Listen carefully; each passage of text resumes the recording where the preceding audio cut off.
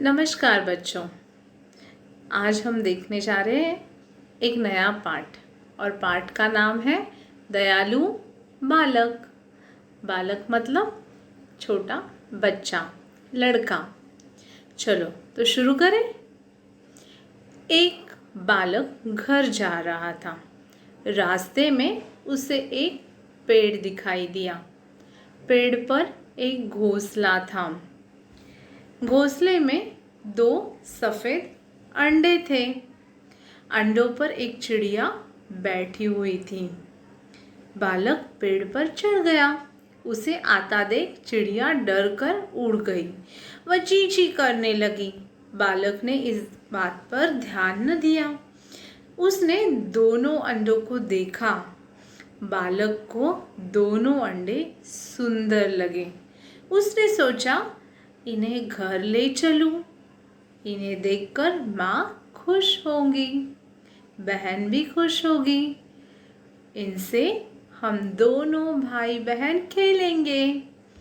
उसने घोंसलों से दोनों अंडे उठा लिए। अंडों को लेकर बालक घर आया। अंडे देखकर उसकी माँ दुखी हो गई। उन्होंने अपने पुत्र को डांटा और कहा, बेटा तुमने यह ठीक नहीं किया।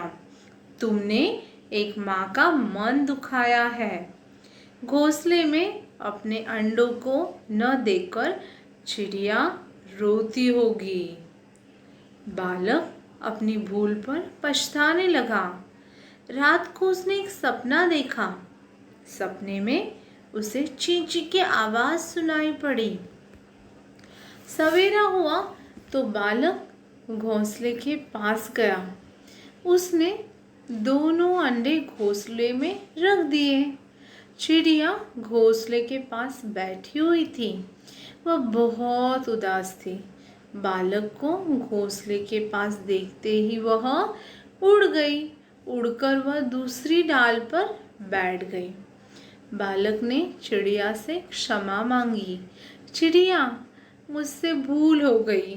तुम मुझे क्षमा कर दो। तुम अपने अंडों पर बैठ जाओ। लेकिन चिड़िया अपने अंडों पर नहीं बैठी। वह उड़कर दूसरे पेड़ पर चली गई। यह देखकर बालक की आंखों में आंसू आ गए। उसका मन दुखी हो गया। इस घटना का उस बालक पर गहरा प्रभाव पड़ा। प्रभाव माने असर। वह दीन दुखियों की सहायता और सेवा करने लगा। दीन दुखी माने गरीब और दुखी लोग। सहायता माने मदद करने लगा। आगे चलकर वही बालक दीनबंधु माने गरीबों का भाई, गरीबों की सहायता करने वाला।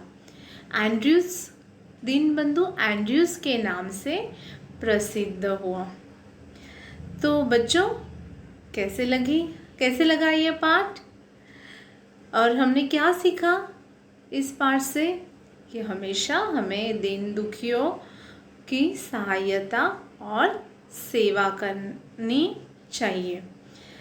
तो अभी आपने यह जो पाठ सीखा है उसका अनुसरण करना अपने जीवन में और आगे बढ़ना। तो आज के लिए बस इतना ही। Bye bye. Thank you.